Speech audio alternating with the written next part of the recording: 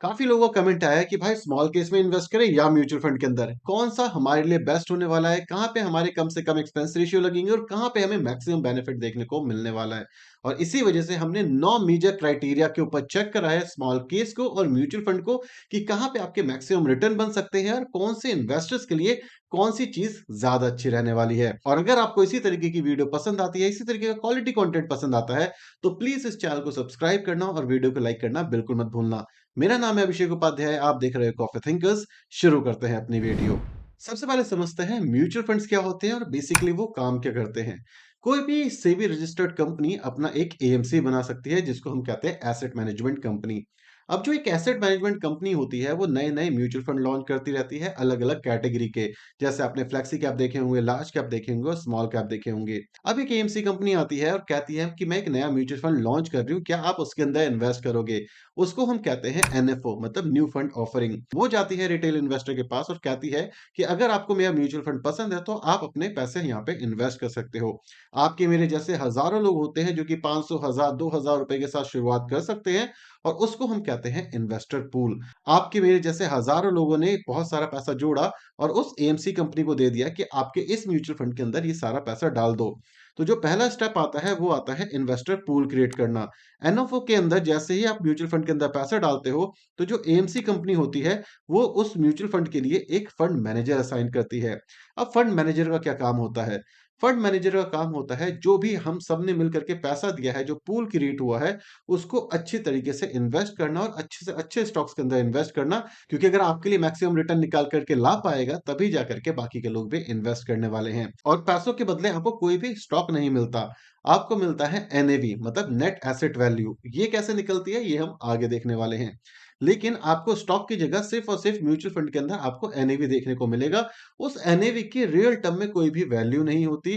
वो fund manager के हाथ में है कि वो एनएवी का कॉस्ट कितना रखना चाहता है। वो चाहे तो 10 रुपए भी रख सकता है, 100 रुपए भी रख सकता है, 10,000 रुपए भी रख सकता है। ये टोटली डिपेंड करता है फंड मैनेजर के हाथ में कि वो कैसे डिस्ट्रीब्यूट करना चाहता है उस चीज को और नंबर ऑफ इन्वेस्टर कितने हैं उसके पास। उसके बाद आता है जो फंड मैनेजर है वो कहता है कि मेरे को मैक्सिमम रिटर्न निकाल करके लेके आना है। और जैसे ही मैक्सिमम रिटर्न वो निकालता है, जितने भी रिटर्न वो निकाल के ला पाता है, वो सारा का सारा पैसा आप सब के अंदर डिस्ट्रीब्यूट हो जाता है।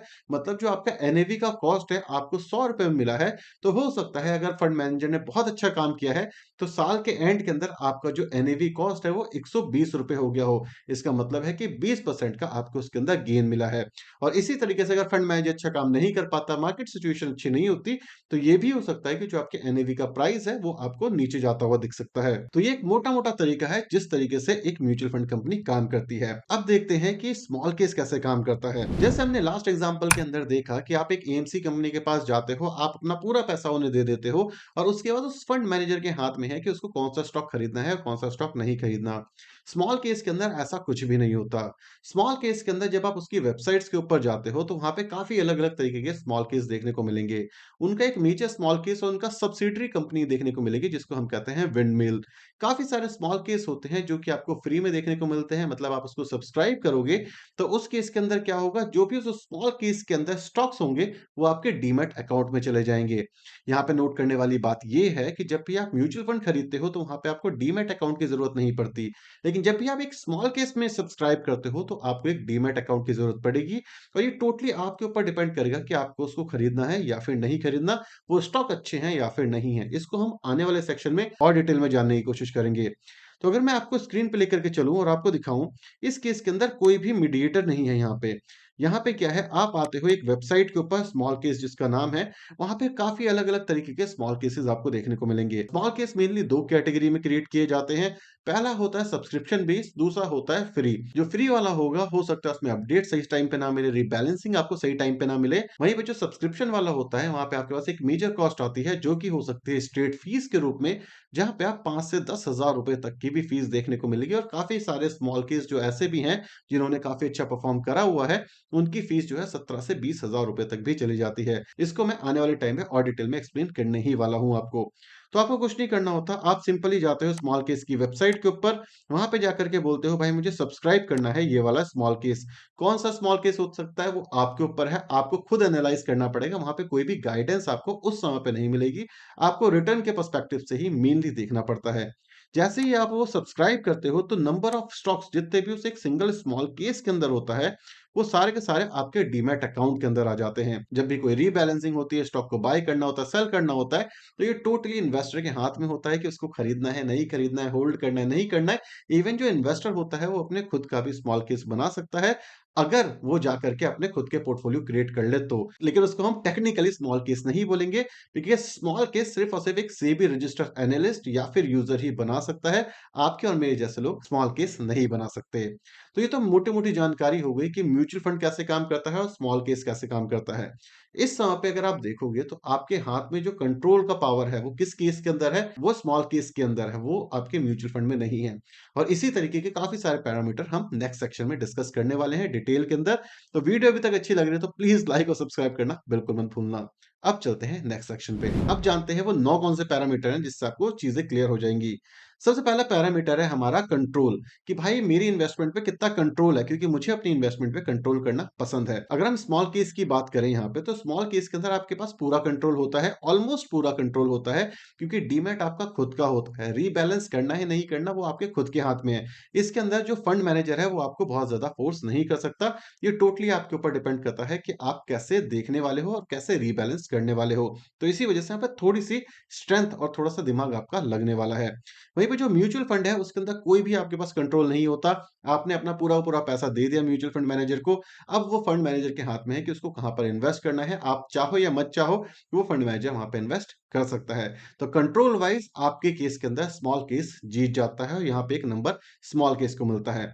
सेकंड क्राइटेरिया आता है पोर्टफोलियो डाइवर्सिफिकेशन। अगर हम बात करेंगे स्मॉल केस की, तो स्मॉल केस के अंदर जो डाइवर्सिफिकेशन होती है वो थोड़ी-सी आपको रिस्ट्रिक्ट देखने को मिलेगी। मतलब जो नंबर ऑफ स्टॉक्स होते हैं स्मॉल केस में, वो आपको कम से कम देखने को मिलते हैं। मतलब 15 से 20 स्टॉक मैक्सिमम केसेस के अंदर आपको ज़्यादातर स्मॉल केस के अंदर देखने को मिलेंगे। तो जो डाइवर्सिफिकेशन है वो थोड़ी-सी लिमिटेड है ऑन पेपर, बट 15 से 20 स्टॉक सफिशिएंट होते हैं किसी भी पोर्टफोलियो के लिए। अगर हम बात करें डाइवर्सिफिकेशन के अंदर म्यूचुअल फंड, तो म्यूचुअल फंड तो हाईली डाइवर्सिफाई होता ही है। इवन काफ़ी सारे म्यूचुअल फंड तो 200 कंपनियों तक अपने पोर्टफोलियो में रखते हैं, जिस वजह से ओवर डाइवर्सिफिकेशन की भी दिक्कत आ सकती है। लेकिन अगर किसी को डाइवर्सिफिकेशन पसंद है, तो उसके लिए म्यूचुअल फंड को 1 नंबर मिलते हैं। थोड़ा-सा कम डाइवर्सिफाई होता है हमारा small case. Next major point आता है कि भाई कितना पैसा चाहिए इन्वेस्ट करने के लिए। अगर हम बात करें स्मॉल केस की, तो कम से कम आपको ₹5000 के आसपास चाहिए ही होगा किसी भी स्मॉल केस के अंदर इन्वेस्ट करने के लिए। बिकॉज़ स्मॉल केस के अंदर आपको डायरेक्ट स्टॉक खरीदने पड़ते हैं और स्टॉक की प्राइस अगर ज़्यादा है, तो एटलीस्ट आप 1 स्टॉक तो खरीदोगे, राइट? तो उस 1 स्टॉक का प्राइस आपको पूरा बेयर करना पड़ेगा, बिकॉज़ इंडिया के अंदर फ्रैक्शनल इन्वेस्टिंग नहीं होती। वहीं पे जो म्यूचुअल फंड होता है, वहाँ पे आप ₹100 इवन ₹500 से भी शुरुआत कर सकते हो। तो ऐसे कोई बहुत बड़े पैसों की ज़रूरत नहीं होती, किसी के पास कम पैसा है, तो उसके लिए म्यूचुअल फंड काफ़ी अच्छा होता है और दूसरा पॉइंट भी मिलता है म्यूचुअल फंड को। थर्ड पॉइंट आता है हमारा एक्सपेंस रेशियो। ये डिपेंड करने वाला है कि आपकी सब्सक्रिप्शन कौन-सी है, आप किस तरीके का सब्सक्रिप्शन खरीदते हो। अगर आप एक फ्री वाला स्मॉल केस खरीद लेते हो, जहाँ पे कोई किसी चीज़ की गारंटी नहीं है कि भाई रीबैलेंस आएगा, नहीं आएगा, क्या होगा, क्या नहीं होगा, उस केस के अंदर ज़ीरो सब्सक्रिप्शन फीस है। आपको सिर्फ़ और सिर्फ़ जब फर्स्ट टाइम सब्सक्राइब करोगे, तो उस केस के अंदर ₹100 प्लस जीएसटी देना पड़ेगा आपको। अदर देन दैट अगर आप म्यूचुअल फंड की बात करोगे, तो एक्सपेंस रेशियो आपके डिपेंड करते हैं एयूएम के ऊपर और मेनली देखा गया है 1 से 2% के बीच में आपका एक्सपेंस रेशियो आ जाता है। लेकिन अगर मैं स्मॉल केस की बात करूँ, तो अगर आपका पैसा छोटा है, मतलब आप 2-3 लाख रुपए के आसपास डाल रहे हो, तो उस केस के अंदर एक्सपेंस रेशियो आपको स्मॉल केस में ज़्यादा देखने को मिलेगा। वहीं पे अगर आपका इन्वेस्टिंग अमाउंट ज़्यादा है, 10 लाख, 15 लाख से ऊपर का है, तो एक्सपेंस रेशियो बहुत ही कम हो जाता है स्मॉल केस के अंदर, बिकॉज़ वहाँ पे आपको स्ट्रेट फीस देखने को मिलती है। मतलब एक बार आपने 5000 7000 रुपए दिए, पूरे साल के लिए आप उसकी सब्सक्रिप्शन यूज़ कर सकते हो। इस केस के अंदर अगर अभी देखा जाए, क्योंकि हमें नहीं पता कौन कितना पैसा डालेगा, तो म्यूचुअल फंड एक थोड़ा-सा एज लेकर के जाता है, लेकिन अगर आप ज़्यादा पैसा डालने वाले हो, तो स्मॉल केस आपके लिए बेटर ऑप्शन हो सकता है। लेकिन इसके लिए मैं फेयर रखने के लिए म्यूचुअल फंड को एक और पॉइंट देना चाहूँगा। म्यूचुअल फंड के 3 पॉइंट हो गए, स्मॉल केस के 1। नेक्स्ट आता है exit load. Exit load small case के अंदर बिल्कुल भी नहीं होता, बिकॉज़ स्टॉक को बेचने के ऊपर जो आपका पैसा लगता है, डीपी चार्जेस और थोड़े से जीएसटी-वीएसटी, वो आपको मेनली बेयर करना पड़ता है। स्मॉल केस आपसे कोई भी चार्ज नहीं करता एग्जिट करने के लिए। वहीं पे जो म्यूचुअल फंड होता है वो आपसे 1% तक चार्ज कर सकता है अगर आप 1 साल से पहले बेचते हो। ये टोटली डिपेंड करने वाला है वो स्कीम आपको क्या चीज़ अलाउ करती है। और इसी वजह से यहाँ पे जो स्मॉल केस है 1 नंबर जीत जाता है और इस समय पे हो गया है म्यूचुअल फंड के 3 और स्मॉल केस के 2। नेक्स्ट पॉइंट आता है हमारा होल्डिंग पैटर्न। अगर आप स्मॉल केस को देखोगे तो आपके डीमैट अकाउंट के अंदर पूरा का पूरा देखने को मिलेगा आपको क्या पोर्टफोलियो है, क्या पोर्टफोलियो अपडेट करना है, नहीं करना, आपके हाथ में है तो पूरा का पूरा पैटर्न आप देख सकते हो। तो डायरेक्ट इन्वेस्टिंग आपके डीमैट अकाउंट से ही होती है। वहीं पे जो म्यूचुअल फंड होता है यहाँ पे कोई भी as such major holding pattern आपको देखने को नहीं मिलता बिकॉज़ इतने सारे स्टॉक होते हैं, कभी तक ही इसको मैनेज करने वाले हो। तो ये पूरा का पूरा फंड मैनेजर के हाथ पे कंट्रोल है। आपने पैसा दे दिया, आपके हाथ में एज़ सच कोई भी कंट्रोल नहीं है। तो होल्डिंग पैटर्न आप एज़ सच नहीं देख सकते क्योंकि वहाँ पे आपको शेयर मिल ही नहीं रहा होता, वहाँ आपको एनएवी मिल रहा होता है। तो पर शेयर का कितना यूनिट आपके पास है वो आपको नहीं पता चलने वाला अंटिल आप बहुत ज़्यादा मैथ लगाओ। यहाँ पर जो होल्डिंग पैटर्न है उसके अंदर भी एक नंबर ले जाता है हमारा स्मॉल केस। अब आ चुके हैं नेक टू नेक के कंपटीशन पे क्योंकि स्मॉल केस के भी 3 नंबर हो गए और 3 हो गए हैं म्यूचुअल फंड के। अगर हम रिटर्न और वॉलेटिलिटी की बात करें तो स्मॉल केस के अंदर आपको थोड़ी-सी ज़्यादा वॉलेटिलिटी देखने को मिलेगी। इसके पीछे जो मेजर रीज़न है कि पहली चीज़ तो इक्विटी लिंक होता है और इक्विटी लिंक के अंदर वॉलेटिलिटी आपको दिखती है जो कि मार्केट वॉलेटिलिटी होती है। और यहाँ पे जो नंबर ऑफ स्टॉक्स हैं वो भी कम है, तो ज़्यादा वॉलेटिलिटी आपको दिखती है स्मॉल केस के अंदर। वहीं पे जो फंड हाउस है उसके ऊपर डिपेंड करता है किस तरीके का आपने म्यूचुअल फंड खरीदा है, उसके बेसिस पे आपको वोलेटिलिटी दिखती है। लेकिन अगर हम बात करें सिर्फ़ और सिर्फ़ इक्विटी लेवल की, तो मेरे हिसाब से दोनों के दोनों में सेम तरीके की वोलेटिलिटी दिखेगी मतलब सेम लेवल का रिस्क दिखेगा। बट डेफिनिटली यहाँ पे जो स्लाइटली सेफर ऑप्शन है, वो है हमारा mutual fund because number of stocks वहाँ पे ज़्यादा होते हैं। तो अब एक और नंबर मिलता है म्यूचुअल फंड को। नेक्स्ट पॉइंट हमारा आने वाला है रिस्क। अगर हम रिस्क की भी बात करें तो हाई रिस्क आता है हमारा स्मॉल केस के अंदर बिकॉज़ वहाँ पे नंबर ऑफ स्टॉक्स कम है, तो आपको इस लेवल पे अपना पोर्टफोलियो डिज़ाइन करना पड़ेगा कि आप अपना रिस्क को कम से कम कर पाओ। लेकिन रिस्क के साथ-साथ ही रिटर्न आते हैं, तो नंबर ऑफ स्टॉक कम होने की वजह से कॉन्सन्ट्रेटेड पोर्टफोलियो होने की वजह से आपका रिटर्न के चांसेस भी बढ़ जाते हैं। लेकिन यहाँ पे बात हो रही है रिस्क की, तो यहाँ पे रिस्क स्मॉल केस में ज़्यादा है। वहीं पे अगर आप म्यूचुअल फंड की बात करोगे जहाँ पे 40-50 स्टॉक्स हैं, तो डेफिनिटली आपका जो रिस्क है वो लो हो जाता है इक्विटी लिंक होने के बावजूद। नेक्स्ट आते हैं हमारे टैक्सेशन।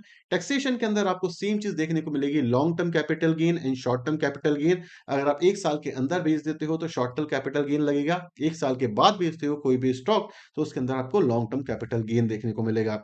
अगर हम म्यूचुअल फंड की भी बात करें तो यहाँ पे भी सेम तरीके से शॉर्ट टर्म और लॉन्ग टर्म कैपिटल गेन देखने को मिलता है आपको। लेकिन यहाँ पे जो ईएलएसएस का ऑप्शन मिलता है म्यूचुअल फंड में, वहाँ पे आपके टैक्स सेविंग और टैक्स बेनिफिट भी अलग ही देखने को मिलते हैं। तो यहाँ पर भी 1 नंबर हमारा म्यूचुअल फंड ले जाता है। तो मोटे-मोटे तौर पे बात करें किसके लिए कौन-सी चीज़ अच्छी है और किसके लिए कौन-सी चीज़ अच्छी नहीं है। अगर आप एक हाई रिस्क इंडिविजुअल हो, आपका जो इन्वेस्टिंग अमाउंट है वो 10 लाख से ज़्यादा है। अगर आप डायरेक्टली स्टॉक में इन्वेस्ट कर सकते हो, अगर आपको डीमैट को मैनेज करना आता है, पोर्टफोलियो समझ में आता है, अगर आप थोड़ा ज़्यादा रिस्क ले सकते हो, तब जा कर के आपको स्मॉल केस के अंदर इन्वेस्ट करना चाहिए। अगर आप एक ऐसे इंडिविजुअल हो जहाँ पे आपको डीमैट से रिलेटेड चीज़ें नहीं पता, आपको रीबैलेंस करने में थोड़ी-सी दिक्कत आती है, उस केस के अंदर आपको म्यूचुअल फंड में इन्वेस्ट करना चाहिए बिकॉज़ म्यूचुअल फंड के अंदर आपके लोएस्ट एफर्ट लगने वाले हैं इन्वेस्टिंग के लिए। लेकिन एक मेजर चीज़ जो आप लोगों को याद रखनी चाहिए कि जो म्यूचुअल फंड होता है, वहाँ पे आपको लो रिस्क देखने को मिलता है और इसी वजह से आपके जो रिटर्न होते हैं, वो भी ऑन एन एवरेज 12 से 14% तक आ सकते हैं। वहीं पे अगर कोई अच्छा स्मॉल केस है, तो उस केस के अंदर आपके जो रिटर्न है, वो 20 से 25% के सीएजीआर भी बन सकते हैं। ये टोटली डिपेंड करता है आपने कौन-सा स्मॉल केस लिया हुआ है। तो मोटे-मोटे तौर पे ये था हमारा कंपैरिज़न। यहाँ पे अगर हम रिस्क रिवॉर्ड की बात करेंगे तो म्यूचुअल फंड जीतता है। वहीं पे अगर हम ग्रोथ की बात करेंगे, हाई रिस्क की बात करेंगे, अच्छे से एनालाइज़ करने की बात करेंगे, थोड़ा-सा अगर आप पेन ले सकते हो इन्वेस्टिंग का, इसकी बात करेंगे, तो यहाँ पे स्मॉल केस जीतता है। ज़्यादातर लोगों को मैं बोलूँगा कि भाई म्यूचुअल फंड में इन्वेस्ट करो, स्मॉल केस की साइज़ अभी देखने की ज़रूरत नहीं है, अनटिल अनलेस आपको स्टॉक मार्केट के बेसिक क्लियर हो, आप कहाँ पर इन्वेस्ट कर रहे हो, स्ट्रैटेजी क्या है, वो सब समझ आती हो, सिर्फ़ और सिर्फ़ तब स्मॉल केस में इन्वेस्ट करना, अदरवाइज़ करने की कोई ज़रूरत नहीं है।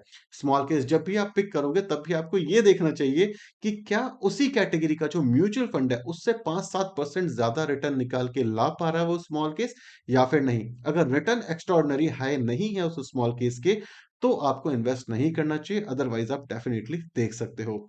तो ये था हमारा डिटेल कंपैरिजन। वीडियो पसंद आई है तो वीडियो को लाइक और चैनल को सब्सक्राइब करना बिल्कुल मत भूलना। आई नो इसके अंदर कुछ पॉइंट्स है जो यहाँ पे मिसिंग है, जिसके ऊपर मैं नेक्स्ट वीडियो लेकर के आने की कोशिश कर रहा हूँ, बिकॉज़ वीडियो काफ़ी ज़्यादा लंबी है, यहाँ पे कवर करना थोड़ा मुश्किल हो गया है। वीडियो पसंद आई तो लाइक और सब्सक्राइब करने के साथ-साथ एक अच्छा-सा कमेंट छोड़ दोगे तो और भी मज़ा आएगा। Thank you so much for watching this video. Tata, bye-bye, signing off.